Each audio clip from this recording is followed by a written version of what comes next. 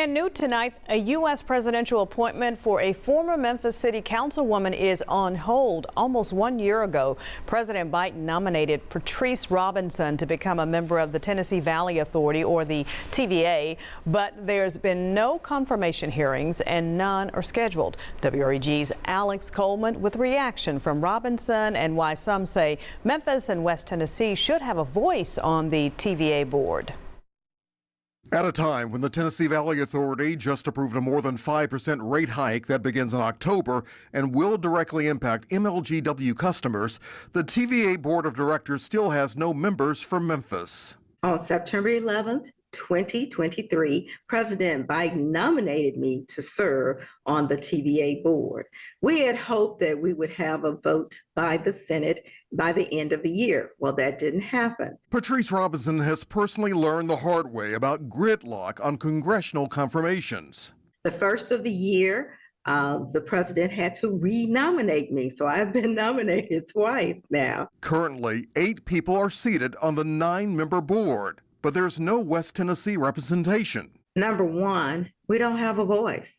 Number two, there can be some legislation that has a greater impact on West Tennessee than on any other area in the Valley. And thirdly, it is so important to have a voice of experience at your table. The TVA is a federally owned utility company. Memphis Light, Gas and Water is the largest customer of TVA. Your news leader reached out to the TVA for a comment. In an email, it says, according to the TVA Act, TVA board members are nominated by the President of the United States and confirmed by the Senate. TVA has no input nor control over that process, end quote.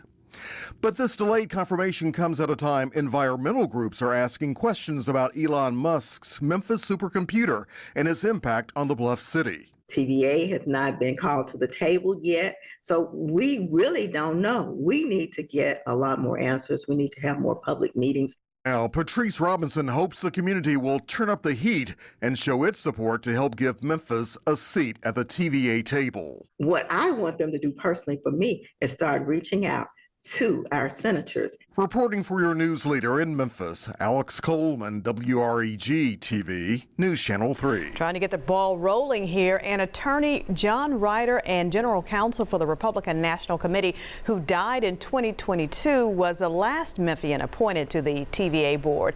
Other previous members include former WREG general manager Ron Walter, Bishop William Graves, and V. Lynn Evans.